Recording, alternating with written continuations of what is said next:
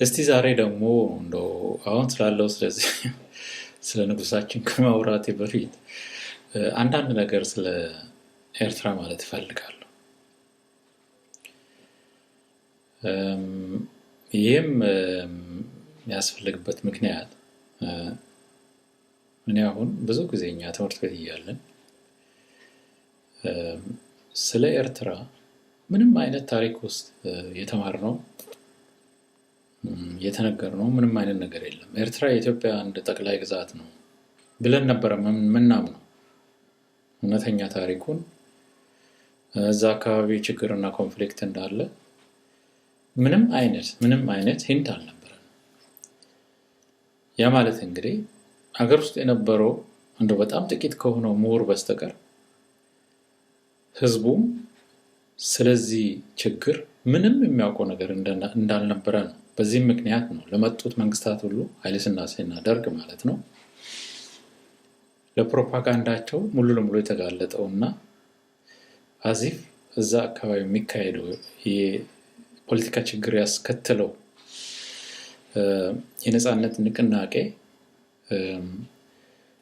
ወደ እያንዳንዱ ማለትም ጦሩን ያዞረው ወይም ደግሞ እንደ ጠላት ተደርጎ እንዲታይ በህዝቡን ፊት ያደረገው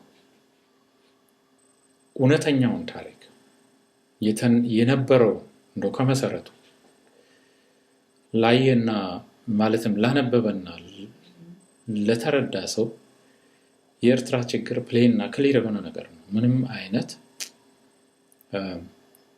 ሊካድ የማይቻል በቀላሉ ሊፈታ ይችል የነበረ የፖለቲካ ችግር ነው። ያን ግን እኛ ትምህርት ቤት ስለ አፍሪካ፣ ስለ አውሮፓ፣ ስለ አሜሪካ ስለዚህ ስለ ዓለም ሂስትሪ ታሪክ ስንማር ስለ ሀገራችን ግን ብዙ የምናውቀው ነገር የለም። እንማር የነበረውም የነ አጼዎቹን ታሪክ እንጂ እውነተኛውን የሀገሪቱን ታሪክ ምንም አላስተማሩንም። የምናውቀውም ነገር የለም እዛው አካባቢያችን ካለው ካደግንበት ሁኔታ በስተቀር። ስለዚህ ሌላውም ደግሞ አሁንም ድረስ አሁን ባለንበትም ሁኔታ ብዙ እንደው እድሜያቸው ገፋ ያሉ በሰል ፖለቲከኞችም አንዳንድ ቦታ የሚሰጡት አስተያየት ትንሽ ያሳዝነኛል። እንዴት ነው ወያኔ ለኤርትራን ለመልቀቅ አልነበረበትም? ኤርትራ የኢትዮጵያ አካል ነች፣ ከኢትዮጵያ ጋር መሆን ነበረባት፣ ወደብ አሳጥተውን እንዲህ እያሉ ብቻ ሮሮ የሚያሰሙ ሰዎች አሉ። ይሄ እንግዲህ እኔ በኩሌ እርግጥ በዚህ አይነት መልኩ ሳይሆን ያለው ችግር በሌላ መልክ ይፈታል የሚል እምነት አለኝ። ችግር የለም ለማለት አይደለም፣ ችግር አለ፣ ግን በሌላ መልኩ መፈታት እንጂ እንደው ታሪኩን በማደባበስ ብቻ አይደለም። ዝም ብሎ ኤርትራ የኢትዮጵያ አካል ነች በሚለው ድበስበስ ያለ ሁኔታ እሱ አይደለም ነገሩ። ስለዚህ እንደው ነገሩን ከታሪክ ካነበብኩት አጠር አድርጌ እንደው ትንሽ ለሰው እንዲረዳው ለማድረግ ታሪካዊ ባክግራውንዱ ምን እንደሆነ ለማስረዳት ሞክራለሁ። እንግዲህ ከዚህ በፊት ስናገር ስለ ኪንግደም ኦፍ አክሱም ወይም ደግሞ አክሱም ኢምፓየር ስለሚባለው ከሮማን ኢምፓየር ጋራ ኦልሞስት ኮንከር ስለሚያደርገው ዛሬውም ሰሜን ኢትዮጵያ ኤርትራንም ጨምሮ ስለነበረው ኢምፓየር አውርቻለሁ። በዛ ኢምፓየር ኤርትራ ሰሜን ኢትዮጵያ ውስጥ የዛ ኢምፓየር አካል ነበር። ይተዳደር የነበረው እንደውም ባህረ ነጋሽ በሚባል ነገር ነበር፣ በሚባል አስተዳደር ንጉሶች አሉ። ባህረ ነጋሽ ያው ኤርትራን የሚያስተዳድረው ክፍል ነው። የሮማን ኢምፓየር ሲያልቅ እና የአክሱም ኢምፓየር ፓራሌል ደግሞ ወይም ደግሞ ኪንግደም ኦፍ አክሱም ሲወድቅ የተከተለው ኦስማኒክ ሪች የሚባለው ይሄ ኦስማኒክ ኢምፓየር ወይም አቶማን ኢምፓየር የምንለው ነው። ይሄ እንግዲህ ትልቁ የሙስሊም ኢንቬዥን ነው። ከተርኪ፣ ከግብጽ፣ በቀይ ባህር በኩል አድርጎ የነበረው የተርኪ ኢንቬዥን ነው። ከዛ ከአክሱም ኢምፓየር መውደቅ በኋላ ኤርትራን ለሚቀጥሉት 300 ዓመታት ያህል ያስተዳደረው ያ አቶማን ኢምፓየር ወይም ደግሞ ኦስማኒክ ሪች የሚባለው ሙስሊም ዶሚኔትድ የሆነው አስተዳደር ነው እና እስከ 1972 ዓመተ ምህረት ድረስ የቆየ ነው። ግን ኤርትራ ጉዳይ ከዛ በፊት ነው ያለቀለት። ማለትም ከ300 ዓመት በላይ ከአክሱም ኢምፓየር ወይም ደግሞ ከኪንግደም ኦፍ አክሱም በኋላ ያስተዳደረው ሙስሊም ዶሚኔትድ የሆነው አቶማን ኢምፓየር ነው እና ያንን ሲያስተዳድረው ደግሞ ኤርትራን እንደ ሀገር አድርጎ ሳይሆን እንደ አንድ ፕሮቪንስ አድርገው ነው ያስተዳድሩት የነበረው። ከዛ በኋላ እንግዲህ በ19ኛው ዓመት መጨረሻ አካባቢ ማለትም በ1870 ዓመተ ምህረት አካባቢ ኮሎኒያሊዝም አራይዝ ሲያደርግ ጣሊያን ኢስት አፍሪካ ላይ ነበር አይኑን የጣለው ብያቸዋለሁ። እንግዲህ መጀመሪያ አቶማን ኢምፓየር ከተሸነፈ በኋላ ኤርትራን ቀስ በቀስ የተረከበው ጣሊያን ነው። በጣሊያን ስር ነበር። ጣሊያን ግን የወሰደው ዝም ብሎ ሙሉ ለሙሉ ይሄ አሁን ኤርትራ የምንለውን ሳይሆን ትንሽ አካል ነው። ቀስ በቀስ በ1870 ጀምሮ እስከ 1890 ድረስ መጀመሪያ አሰብን፣ ከዛ በኋላ ምጽዋን፣ ከዛ በኋላ አስመራን፣ ከዛ በኋላ ኤርትራን ሙሉ ለሙሉ ጠቅልሎ የያዘው። እንግዲህ ከዛ ጊዜ በኋላ ኤርትራ በጣሊያን ስር ነበር ከአቶማን ኢምፓየር ቀጥሎ። መጀመሪያ ኪንግደም ኦፍ አክሱም ያው በኢትዮጵያ ሰሜን ኢትዮጵያ ዛሬ ያን አቢሲኒያ ነበር የሚባለው በዛ ስር። ከዛ ቀጥሎ ለሚቀጥሉት 300 ዓመታት በአቶማን ኢምፓየር ስር፣ ከዛ ቀጥሎ ደግሞ ኮሎኒያል ታይም አራይዝ ሲያደርግ በጣሊያን ስር ነበረ። ስሙ ራሱ ኮሎኒያ ኤሪትሪያ የሚባለው ነገር ከዛን ጊዜ የጀመረ ነው የሚመስለኝ ታሪኩን እንደተረዳሁት ከሆነ። እና ከዛ በኋላ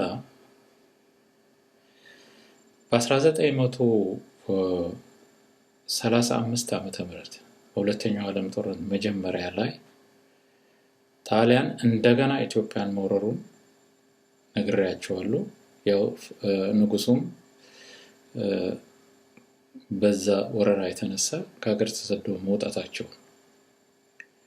በዛ ወረራ ጊዜ እንግዲህ የ5 ዓመቱ የጣሊያን ጊዜ የሚባለው ለነኛ 5 ዓመታት ኢትዮጵያ ከሞላ ጎደል በጣሊያን ስር ነበረች። በዚያን ጊዜ ጣሊያን ኢታሊያን ኢስት አፍሪካ የሚባል ነገር ነበረው። ኤርትራን ብቻ ሳይሆን አሁን የያዘውንም የኢትዮጵያ ክፍል ወደ ሶማሊያም አካባቢ የያዘው ነገር ነበር። እሱን አንድ ላይ በማድረግ ኢታሊያን ኢስት አፍሪካ የሚል፣ ኤርትራ ግን ከዛ በኋላ እንደገና ደግሞ ወደ ኢትዮጵያ ገባ ማለት ነው። እንደገና ወደ ኢትዮጵያ ገባ። ከዛ በኋላ በ1941 ዓመተ ምህረት የእንግሊዝ ጦር ጣሊያንን አሸንፈው ኃይለ ሥላሴን እንደገና ሪኢንስቴት ሲያደርግ የኤርትራውንም ነገር ዝም አላለውም። ኤርትራ ከዛ በኋላ በእንግሊዝ ጦር ፕሮቴክቶሬት ስር እንዲሆን ነው የተደረገው። ማለትም እንዳለ ከኢትዮጵያ ጋር አንድ ላይ ሳይሆን ራሱን ችሎ በእንግሊዝ ጦር ፕሮቴክቶሬት ስር ነበረ ከ1941 ዓመተ ምህረት ጀምሮ። ከዛ በኋላ ዩናይትድ ኔሽንስ ከተቋቋሙ በኋላ በ1949 ዓመተ ምህረት እንግሊዞቹም እዛ መቆየት ስለማይፈልጉ የዩናይትድ ኔሽንስ ዲሲሽን ያስፈልገዋል ተብሎ የኤርትራ ጉዳይ እንዴት ይሁን፣ በምን አይነት ሁኔታ ይቀጥል የሚለውን ጥያቄ ለመመለስ ዩናይትድ ኔሽንስ ኮሚሽን ማቋቋም አለብን ሲል ይሄንን ኮሚሽን ከአንድ ሀገር በስተቀር ያሉት ሀገሮች በአብዛኛው ይቀበሉታል። ያ የተቃወመው አንድ ሀገር ኢትዮጵያ ነበር፣ በንጉሱ ስር የነበረው ኢትዮጵያ እና በዚያን ጊዜ ማለትም በ1949 ዓመተ ምህረት ኤርትራ በኢትዮጵያ ስር አልነበረም። ኤርትራ በእንግሊዝ ፕሮቴክቶሬት ስር ነበር እና ንጉሱ ነበሩ የተቃወሙት። ግን ያው ማጆሪቲው ይሄ ያንን የኤርትራን ጉዳይ የሚያጠና ኮሚሽን እንዲቋቋም ስለፈቀደ ወይም ቮት ስላደረገ 6 ሀገር ያለበት ኮሚሽን ይቋቋማል። እነኚህም ሀገሮቹ እንግዲህ ከአውሮፓ ኖርዌይ፣ ከኤዥያ በርማ እና ፓኪስታን፣ ከአፍሪካ ሳውዝ አፍሪካ፣ ከላቲን አሜሪካ ጓቴማላ የሚባል ሀገር። ከነኚህ 5 ሀገሮች አንድ ኮሚሽን ይውዳዳል። ያ ኮሚሽን እንግዲህ ሁኔታውን ያጠናና ከአንድ ዓመት በኋላ በ1950 ዓመተ ምህረት ጁን ላይ ነው እንደሚመስለኝ የሚለውም ታሪኩ ለዩናይትድ ኔሽንስ ሪፖርት ያቀርባል። የዛ ሪፖርት አውትካም ግን ማለትም ሪፖርቱን ሲያቀርቡ እነኛ 5 ሀገሮች አልተስማሙም። አንድ የተስማሙበት ነገር ሳይሆን የየራሳቸውን ይዘው ነው የቀረቡት። ኖርዌይ የሚለው ኤርትራ የሚባለው ሀገር ሙሉ ለሙሉ ከኢትዮጵያ ጋር ይደባለቅ ነው የሚለው። ፓኪስታን እና ጓቴማላ የሚሉት ደግሞ ኤርትራ መጀመሪያ በዩናይትድ ኔሽንስ ፕሮቴክቶሬት ስር ሆኖ ራሱን ስትራክቸሩን ካስተካከለ በኋላ ፉሊ በዩናይትድ ኔሽንስ ሪኮግናይዝድ የሆነ ኢንዲፔንደንት ሀገር ይሁን የሚል ነው።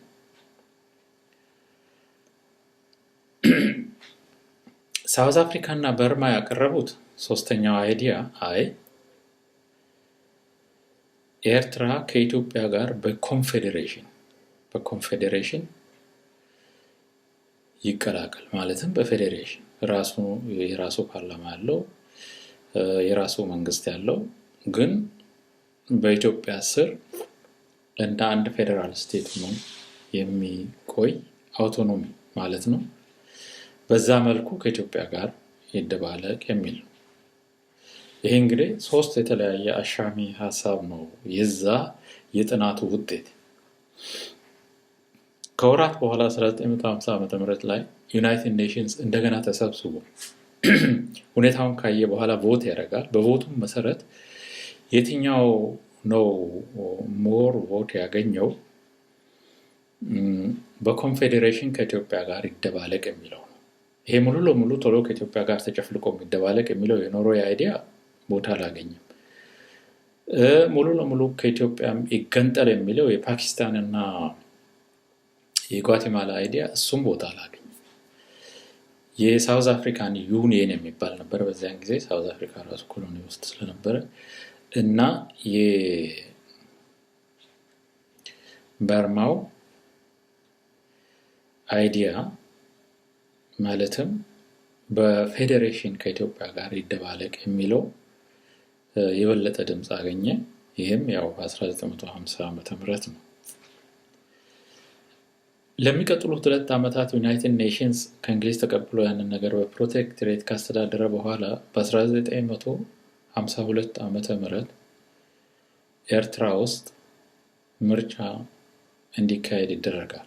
ማለትም ኮንስቲቲዩሽን የሚያወጣ ቦዲ ፓርላማ እንዲመሰረት ማለት ነው። በዛን ጊዜ ኤርትራ ውስጥ የተለያዩ ፓርቲዎች ነበሩ። የሚደንቀው ነገር የተለያዩ 4 እና 5 የሆኑ ፓርቲዎች ነበሩ።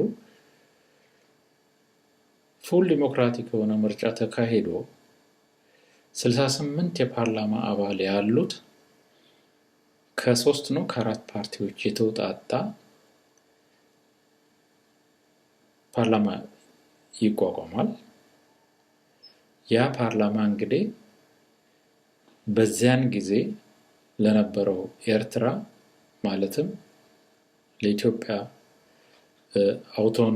አውቶኖሚ ያለው ፌዴራል ስቴት ሆኖ ከኢትዮጵያ ጋር ለሚደባለቀው ኤርትራ ኮንስቲቱሽን ያወጣል።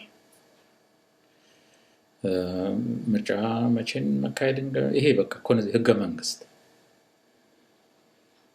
እና በዛ ህገ መንግስት መሰረት ወደ ኮንፌዴሬሽን ይግቡ ከተባለ ያንን ህገ መንግስት የኢትዮጵያ ፓርላማና ያው በዛን ጊዜ እንግዲህ ፈላጭ ቆራጩ ንጉሱ ነበሩ።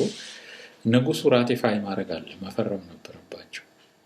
ያንን ነገር ንጉሱ በ1952 ዓመተ ምህረት ይፈርሙና በ1952 ዓመተ ምህረት ኤርትራ ከኢትዮጵያ ጋር በፌዴሬሽን ይደባለቃል። አይዲያው እዚህ እስከሚመጣ ድረስ አካሄዱ ጥሩ ነበር፣ ትክክል ነው። ኃይለ ሥላሴ ግን ከመሰረቱ ከመጀመሪያው ዓላማቸው አንድ አውቶኖሚ የሆነ ፌዴራል ስቴት እዛ ኢትዮጵያ የሚለው ኮንስትራክሽናቸው ውስጥ እንዲገባ አይደለም የሚፈልጉት። እሳቸው የሚፈልጉት ሌላ ነገር። ለዚህም ነው በዚያን ጊዜ አንድ ኮሚሽን የኤርትራን ጉዳይ ያቋቁም በሚባል ጊዜ ዩናይትድ ኔሽንስ ውስጥ ብቸኛው ተቃዋሚ ኢትዮጵያ ነበረች። ያው ኃይለ ሥላሴ ነበሩ ማለት ነው። ሆኖም ግን ይሄን አይዲያውን ኮንፌዴሬሽን የሚለውን የግድ መቀበል ነበረባቸው። ተቀበሉ። ያ ፓርላማ ተመረጠ፣ ኮንስቲቱሽን ወጣ። በ1952 ዓመተ ምህረት ኤርትራ ፉሊ አውቶኖሚ ያለው የኢትዮጵያ ፌዴራል ስቴት ነው የሆነው። ከዛ በኋላ ግን ንጉሱ ምንድነው ያደረጉት? ያው ቀድሞውንም ከልባቸው ስላልነበረ በ1956 ዓመተ ምህረት እንግዲህ እዛ የኤርትራ ኮንስቲቱሽን ውስጥ የኤርትራ ፓርላማ ያወጣው ኮንስቲቱሽን ውስጥ የኤርትራ ቋንቋ ብሔራዊ ቋንቋ አረብኛና ትግርኛ ነው የሚል ነው። ቋንቋውን ብንወስድ ለምሳሌ አረብኛና ትግርኛ፣ ምክንያቱም ብዙ ሙስሊም አረብ የሚናገር ህዝብ አለ፣ ሌላው ትግርኛ ነው።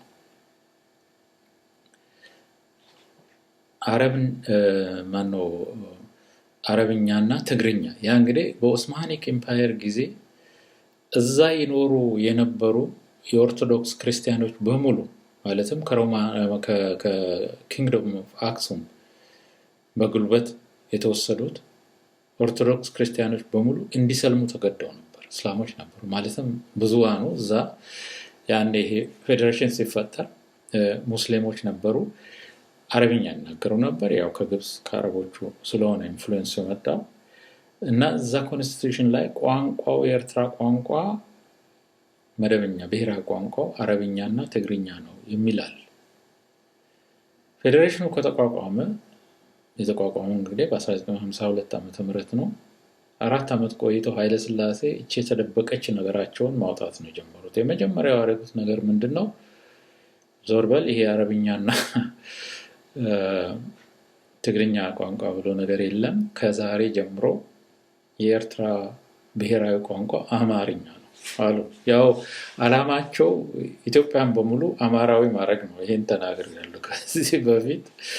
እዛም ላይ አማርኛ ነው፣ ሌሎቻቸው አርፋችሁ ተቀምጡ ነው የተባሉት። ይሄ አንዱ ትልቁ የሰሩት ስህተት ነው።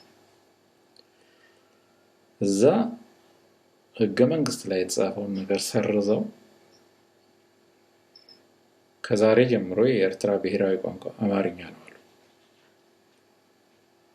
ከ3 ዓመት በኋላ ደግሞ በ1959 ዓመተ ምህረት ሁለተኛውና ትልቁን ስህተት ነው የሰሩት። ይህም ስህተታቸው ምንድነው? ያንን ህገ መንግስት የፓርላማ ያወጣውን ኮንስቲቱሽን ሙሉ ለሙሉ ሰርዘው ከዛሬ ጀምሮ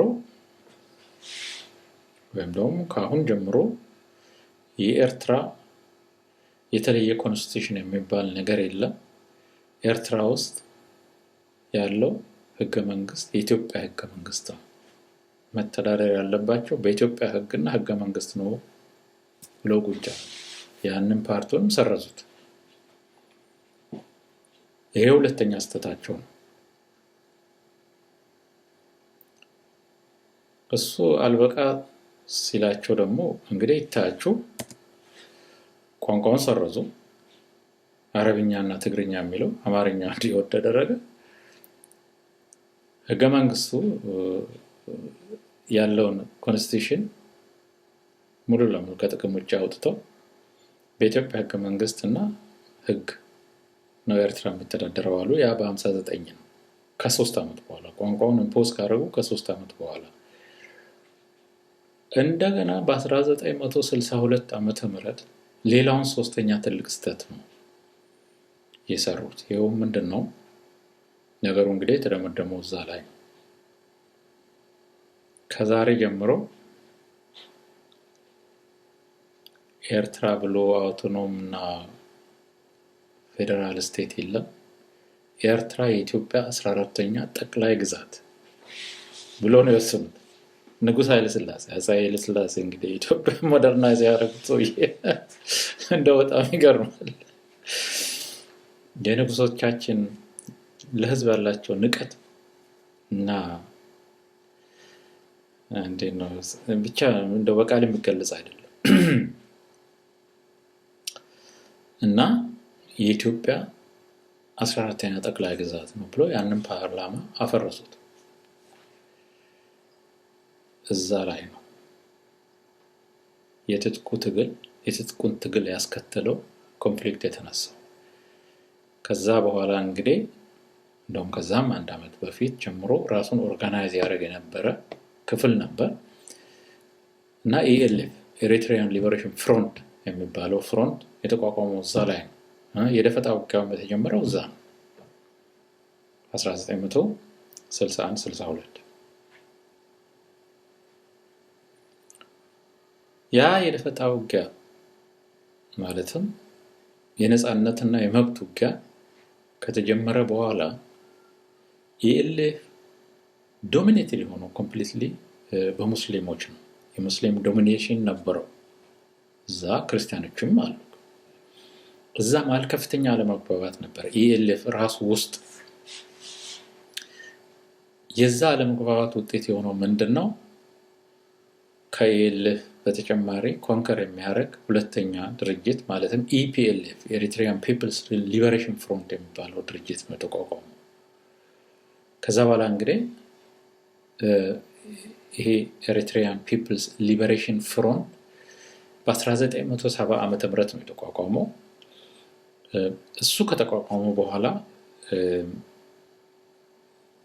በተወሰነ ጊዜ ተዋግተው ዶሚኔት ያደረገ ነበረው በተለይ ኤርትራ ውስጥ ELF ነበር እና ወደ መጨረሻ አካባቢ ብቻውን ነበር ዶሚኔት አድርጎ ውጊያውን ያካሄደ ነበር። የውጊያው የኮንፍሊክቱ የዚህ የጦርነቱ ዋናው መንስኤዎች ችግሮች መነሻቸው ሲተነተን ይሄ ነው እውነታው ይሄ ነው። አሁን ይሄንን ኛን የትም ቦታ ያስተማረን ሰው የለም። ስለዛ ነገር የተናገረ መንግስት የለም። እንዴ ነው ብሎ ያለ የለም። አክቹዋሊ ማለትም ብላይንድሊ እንዶ ኤርትራ የኢትዮጵያ ጠቅላይ ግዛት ነው ይላል እነሱ ሲዘምሩልን የከረሙትን ነገር ነው እኛም ወስደን ስንዘምር የከረም ነው። ከዛ በኋላ እንግዲህ በዚያን ጊዜ EPLF ሲቋቋም ራሱ ትንሽም ቢሆን ሆፕ ነበር። አሁን ያ ELF ሙሉ ለሙሉ የመገንጠልና የነጻነት ጥያቄ ነው የሚለው EPLF ግን ወደ ፌዴሬሽን ይሄ ወደ ነበረው ፌዴሬሽን የመመለስ ዝንባሌም ነበረው። እንግዲህ ምን ያህል ነበር የሚለው እሱ ሌላ ነገር ነው እና ያ በዛ እንዳለ የደርግ መንግስት በ1974 ዓመተ ምህረት የፊውዳልን ኦርደር አቦሊሽ አደረገ። ያ የፊውዳል ኦርደር አቦሊሽ ሲደረግ ግን የኤርትራ ችግር እንዳለ ነበር እና ያን የኤርትራ ችግር በእርግጥ አላሳሰባቸውም ለማለት አይደለም። ለምሳሌ አሁን መጀመሪያ ሊቀመንበር አድርገው የመረጧቸው ሰውዬ አማን ሚካኤል አንዶም የኢትዮጵያ ጦር ጀግና ናቸው ይባላል። ያው ሶማሌ ሄዶ የተዋጋና ያሸነፈ ጀግና ነው። ኢትዮጵያ ውስጥ ጥሩ ስም አላቸው ነው የሚባለው። በዛ ላይ ግን ኤርትራዊ ነበሩ ሰውየው እና አሁን እንደው በሎጂኩም ሲታይ ሰውየው ኤርትራዊ በመሆናቸው በኢትዮጵያም ሕዝብ በኤርትራም ሕዝብ ተሳም ኤክስቴንት ተቀባይነት ስለነበራቸው ለዛ ኮንፍሊክት ጥሩ መፍትሄ ያስገኙ ይሆናል የሚል ግምት የነበራቸው ብዙ ፖለቲከኞች ነበሩ ኢትዮጵያ ውስጥ። እኔም ዛሬም ሳስበው እንደዛ ብዬ ነው የማስበው። ምክንያቱም ኤርትራ ውስጥ ሄደው ሰውየው ንግግር ሲያደርጉ ከፍተኛ የህዝብ ድጋፍ ነበራቸው። ከፍተኛ ህዝብ ነው ወጥቶ ያ ንግግራቸውን ይሰማ የነበረው። ያስገደላቸውም አንዱ ግን እሱ ነው። ኤርትራ ሄዶ የሀገራችንን መንግስት ምንድነው ለተገንጣይ አጋለጠ ብሎ ነው መጨረሻ ሰውየውን እንደዛ ኢሰብአዊ በሆነ መንገድ በገዛ ሀገራቸው የሚኖሩበት ቤት ድረስ ታንክልከው ያስገደሏቸው። ሰውየው እንግዲህ የወታደር የጦር ጀነራል ናቸው። የወታደር እንደመሆናቸው መጠን በሃይራርሺ ያምናሉ። ይሄ ግን ደርግ የሚባለው ነገር የተራ ወታደሮችና ከስር ያሉ መኮንኖች ስብስብ ነው። ሊቀመንበር ሁን ተብለው ተመርጠው የሚሉትን ነገር አክሴፕት ካላደረጓቸው አይቀበሏቸውም ሰውየው። ያም አንዱ ችግራቸው ነበር። በዚያም ነው ወዲያው እንዲገደሉ የተደረገው። እንግዲህ ደርግ ለዚህ ኤርትራ ችግር የሰጠው መልስ ከንጉሱ የባሰ ነው። የተሻለ ሳይሆን የባሰ። ሀገራችን አትገነጠልም የሚል ነገር አመጣ። አትገነጣጠልም።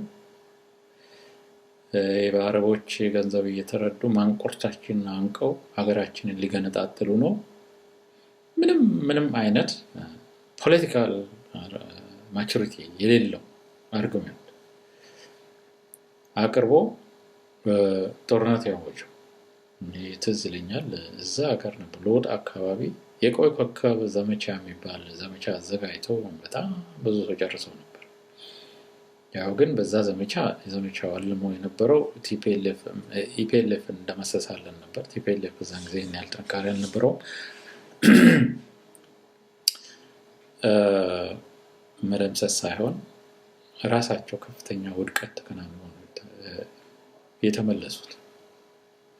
እንግዲህ ደርግ ተጀምሮ እስኪያልቅ ድረስ ያንን ችግር ሊፈታ የሞከረው በጦርነት በፖለቲካ ድርድር በዳያሎግ ሳይሆን ልክ መሀል ሀገር እንደሚያደርገው በጭፍጨፋ በጦርነት ነው የሞከረው። የኢትዮጵያ ጦር ትልቁ ክፍል ያለው እዛ ነበር። ሁለተኛ ክፍለ ጦር ምናምን የሚሉት ስብስቡ እዛ ነው። የታወቁ የጀነራሎችን ለምሳሌ ብልቱ መጨረሻ አካባቢም መንግስት ግልበጣ አድርጋቸዋል ተብሎ የተገደሉት ሁሉ እዛ አካባቢ ነበሩ።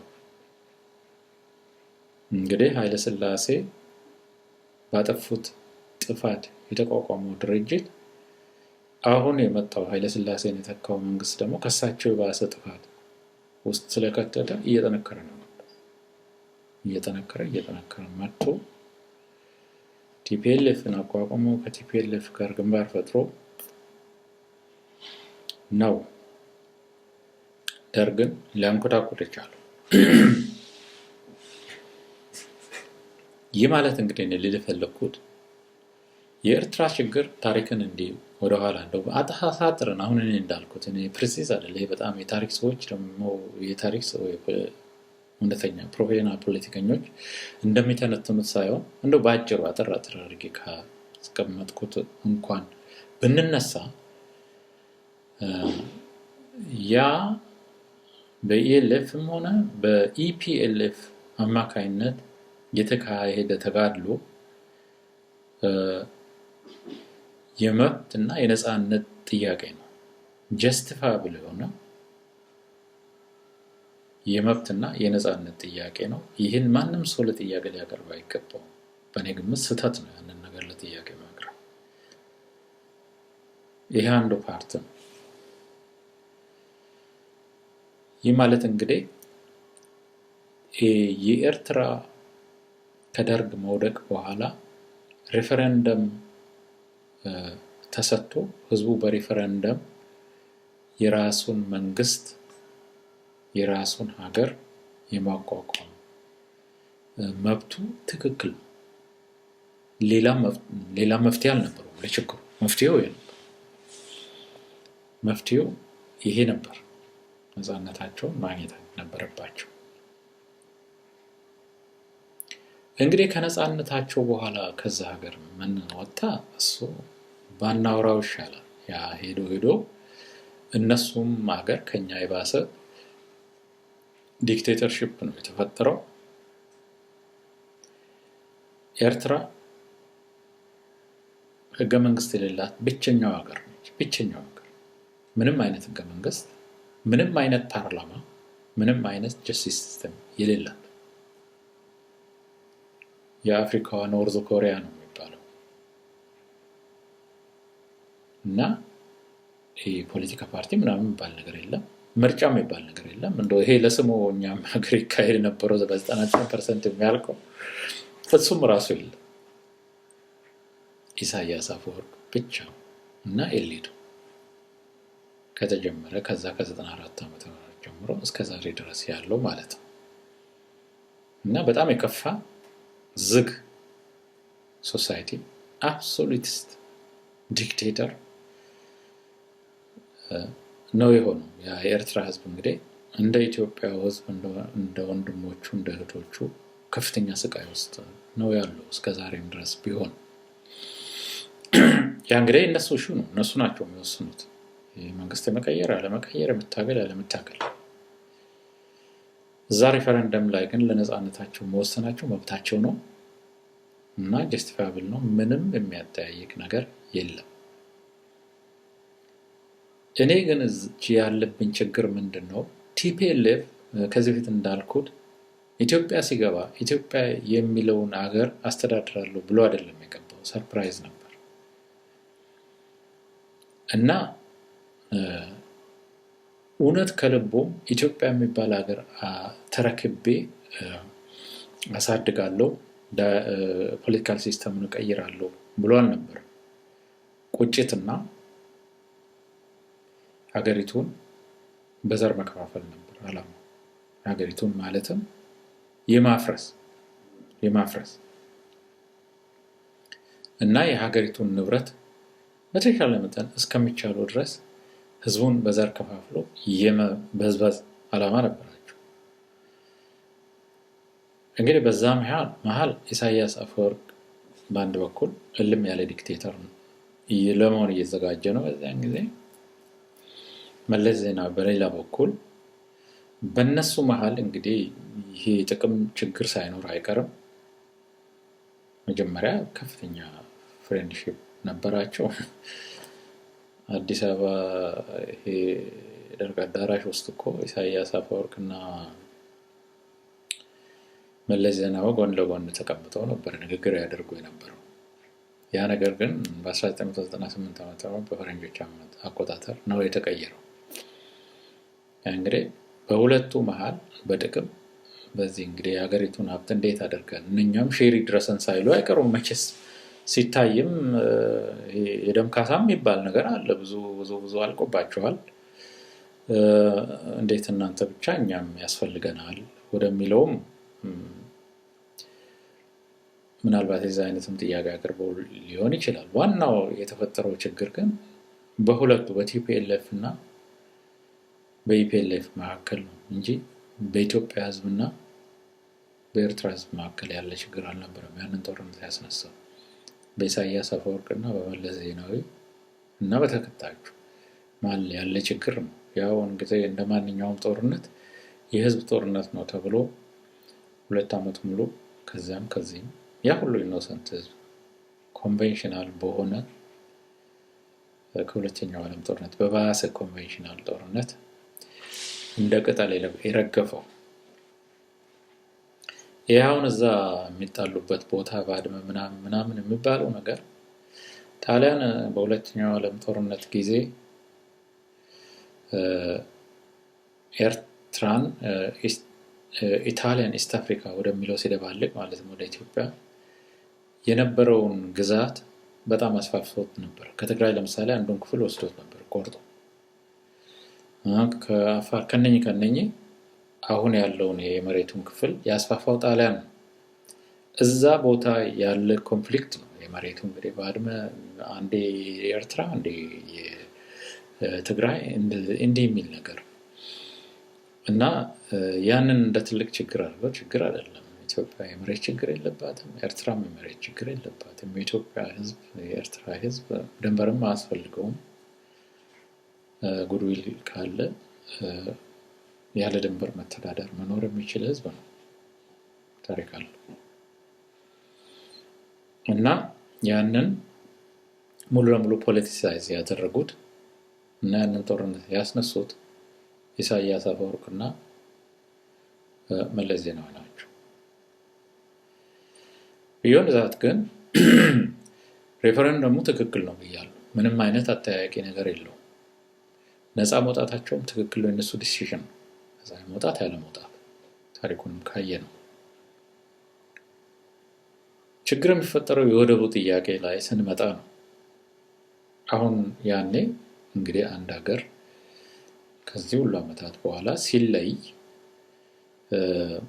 የባህር በሩ ያው በእነሱ ስር ነው። አሰብም ምጽዋም ወደ እነሱ ነው የሚሄደው እና ኦል ኦፍ ዘ ሳደን ይህን የሚያህል ትልቅ ሀገር ኢትዮጵያን የሚያህል ትልቅ ሀገር ያለ ባህር በር የማስቀረቱ ሁኔታ የወደፊቱን የአካባቢውን ሰላም እንደሚያደፈርስ እነኛ ሰዎች በዚያን ጊዜ ማወቅ ነበረባቸው። ይህ ማለት ምን ማለት ነው? ያ ሬፈረንደም ከመፈረሙ በፊት ሬፈረንደሙ ፕሪሪኳርመንት ሲካሄዱ ዲሎች፣ ስምምነቶች መደረግ ነበረባቸው። ያው ብዙ ሀገሮች አሉ ወደብ የሌላቸው ላንድ ሎክድ ካንትሪስ አውሮፓ ውስጥ፣ ሳውዘርን አሜሪካን ኮንቲኔንት ውስጥ፣ ብዙ ኤዥያ ውስጥ ብዙ ቦታ አሉ። እነኛ ሀገሮች አካባቢያቸው ካሉ ወደብ ካላቸው ሀገሮች ጋር በአግሪመንት ነው ወደብ የሚጠቀሙት እንጂ ዝም ብሎ አይዘጋባቸውም። ይሄ ኢንተርናሽናል ሎውም የፈቅደው ነገር አይደለም። ስለዚህ የኤርትራ ነፃነትም እንደተጠበቀ ሆኖ የህዝቡ መብትም እንደተጠበቀ ሆኖ በዊን ዊን ሲቹዌሽን አይነት በሬፈረንደሙ ጊዜ የዚህ አይነት አግሪመንት ያስፈልግ ነበር። ኢትዮጵያ በአሰብ በኩል ማለትም የቀይ ባህር የባህር በር የመጠቀሚያ ኦፖርቹኒቲ እና ቻንስ ሊሰጣት ይገባ ነበር። ያ ግዴታ የኤርትራ መንግስት አለበት በኢንተርናሽናል ሎ። ያንን እንኳን ሬጉሌት አላደረጉት። ምን ያህል ወያኔ ለኢትዮጵያ ለሚባለው ሀገር ጠላት እንደሆነ የሚያሳይ ነገር ሳያውቁት ቀርተው አይደለም፣ ያውቁታል ችግር እንደሚያመጣ። ያንን ሬጉሌት ሳያደርጉ ማለትም አሁን ባለው የኢትዮጵያ ድንበርና በአሰብ መሀል የ60 ኪሎ ሜትር ድንበር ነው ያለው። የ60 ኪሎ ሜትር ርቀት በራችን ፊት ለፊታችን ነው። ያንን ወደብ ነው ሙሉ ለሙሉ አንስተው የሰጧቸው። በሚሊተሪ ኃይል ሊቆጣጠሩት ሳይሆን ያኔም አሁን ያን ጦርነት ሲያደርጉ እዛ አካባቢ ሊደርሱ ይችሉ ነበር። ይሄን የኃይል ባላንስም ተጠቅመው አግሪመንት ማስፈረም ይቻል ነበር። እኛም እንጠቀም እናንተ ተጠቀሙ፣ የዊኑን ሲቹዌሽን። ያን ሁሉ ነገር አላደረጉትም።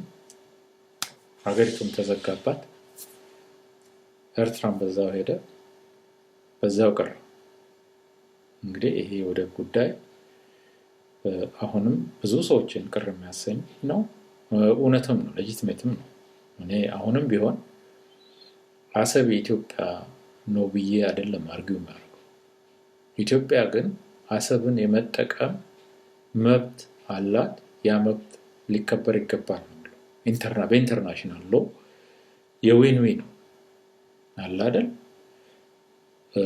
አሰቡ ባለቤቱ የሆነው የሚያገኘው ጥቅም አለ፣ ኪራይም ምንም ይባል። ጎረቤቱ ሀገር ደግሞ በዛ መገበያየት ይችላል። ያ ሮታ አይዘጋበትም ኮምፕሊትሊ። አሁን ያ ነው ዋናውና ትልቁ ችግር ነው። ዛሬ እንግዲህ አንዴ ሶማሊላንድ፣ አንዴ ሶማሊያ፣ አንዴ ጅቡቲ በዚህ ይላሉ። ለዚህ ሁሉ ችግር ያበቃን ወያኔ ነው እንጂ የኤርትራ ህዝብ ውሳኔ ነፃ ለማውጣት መብቱን ለማስከበር የደረሰበት ውሳኔ ሙሉ ለሙሉ ትክክል ነው። ከዛ በኋላ የሆነ ነገር እሱ ሌላ ነገር ነው። እንግዲህ እኛ ምንም እንዳልኩት የአፍሪካው ኖርዝ ኮሪያ ሆኖ ነው የቀረው። ወደፊትም መቼ ሊቀየር እንደሚችል የምናውቀው ነገር የለም። እንኳን ስለነሱ ስለዚህ የኛም ሀገር ስለምንለው ነገር የምናውቀው ነገር የለም። ዋናው ነገር ግን ያ አካባቢ ሙሉ ለሙሉ ቀውስ የሚበዛበት ነው። አንዱም እና ትልቁም ቀውስ ያለው እዛ ኤርትራ ውስጥ ነው እና ለኤርትራ ያለኝ ወይም ደግሞ ስለ ኤርትራ ያለኝ አስተሳሰብ አመለካከት ይሄ ነው። ነፃነቱ ሬፈረንደሙ 100% ትክክል ነው። ምንም አጠያያቂ አይደለም። ታሪኩንም ስናይ ዋናው ነገሩን ያበላሹት ኃይለ ሥላሴ ናቸው። የኃይለ ሥላሴ አሮጋንስ ነው ያን ሁሉ ነገር ያመጣው። ከዛ በኋላ ደርግ ደግሞ ጨመረበት። እሱ ይሄ ፌዴሬሽን የሚለውንም ነገር ሙሉ ለሙሉ አጠፋው። ሶስተኛውን ችግር ደግሞ ወያኔ በአንድ በኩል ያው ነፃ እንዲሆኑ አደረገ። እኔ የዛ ተቃውሞ የለኝም፣ ግን አስተዳድራለሁ እመራዋለሁ የሚለውን ህዝብ ተቀብሎ ድንበር ማለትም ኮምፕሊትሊ በሩ ሲዘጋበት ምንም አይነት ኖዊንግሊ ማለት ነው ምንም አይነት አግሪመንት ለማድረግ አልሞከረም። ይቻል ነበር ብዬ ነው የማምነው። በዛ መጀመሪያ ጓደኞች በነበሩበት ጊዜ ያንን አግሪመንት ያክብሩ እሱ ሌላ ነገር ነው። ግን ያ አግሪመንት ቢኖር በዛ አርጊው ማድረግ ይቻላል። በዛ እስከ ጦርነት መካሄድ ይቻላል። ምንም ኢንተርናሽናል ሎ አለ ያንን ነገር የሚፈቅድ። እነሱ እንደው በፈልጋቸው ጊዜ ተነስተው ያንን በር ሊዘጉ አይችሉም። ሊሆን የሚችል ነገር አይደለም። ያ ነው እንግዲህ ወይም ይሄ ነው ስለ ኤርትራ ማለት የምፈልገው። በሚቀጥለው እንግዲህ ስለ ንጉሳችን አሁን ስላለው ማለት ነው እስቲ ትንሽ አንዳንድ ነገር እላለሁ።